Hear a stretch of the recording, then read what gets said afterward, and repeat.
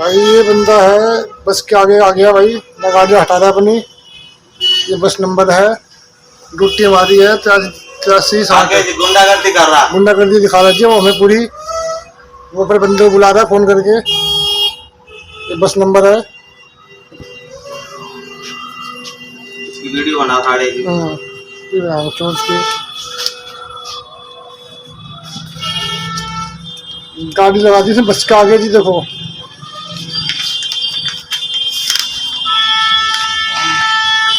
दिल्ली के रोहिणी सेक्टर 21 में 25 साल के डीटीसी ड्राइवर विकास की पिटाई और मौत का मामला अभी ठंडा भी नहीं था कि मंगोलपुरी से एक और चौंकाने वाला वीडियो सामने आया है, जिसने राजधानी में सड़क हिंसा और नशे में उत्पात मचाने वालों पर गंभीर सवाल खड़े कर दिए हैं।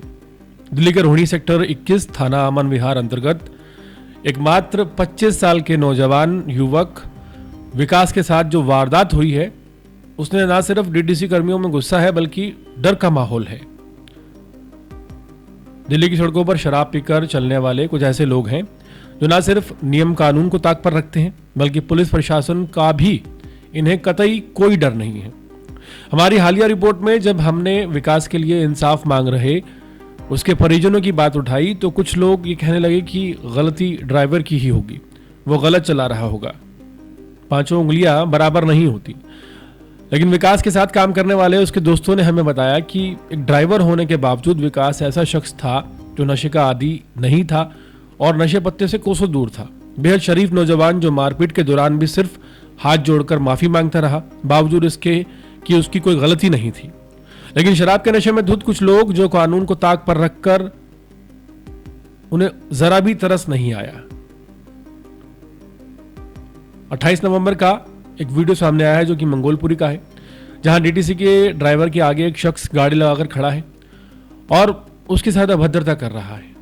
ड्राइवर ने बाकायदा वीडियो भी बनाया और यही स्थिति ठीक वैसी ही है जैसी 6 दिसंबर की रात सेक्टर 21 रोहिणी शिव चौक पर देखने को मिली।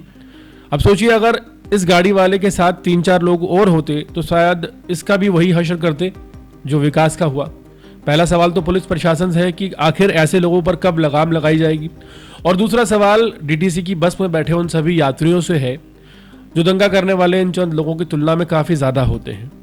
क्या यह सिर्फ पुलिस की जिम्मेदारी है कि जब कोई अकेला शख्स पिट रहा हो तो आकर पुलिस ही उसे बचाए? क्या हम लोगों का कोई कर्तव्य नहीं बनता कि ऐसे लोगों के खिलाफ एकजुट होकर कम से कम और कुछ नहीं कर सकते तो इन्हें रोकें? क्योंकि जनता सिर्फ मूक दर्शक बनी रहती है जब कुछ लोग ड्राइवर पर हमला करते हैं, तो ऐसे सिर्फ तमाशा देखना और वीडियो बनाना, क्या यही एक आम नागरिक का फर्ज है? अगर 6 दिसंबर को बस में बैठे लोग थोड़ी सी हिम्मत दिखाते तो शायद आज विकास भी जिंदा होता। ये जो मंगोलपुरी का वीडियो सामने आया है, ऐसा ही मंजर विकास के साथ भी रहा होगा। वो कहता रहा, मिन्नतें करता रहा, लोगों ने बताया हमें, लेकिन उसकी सुनवाई नहीं हुई।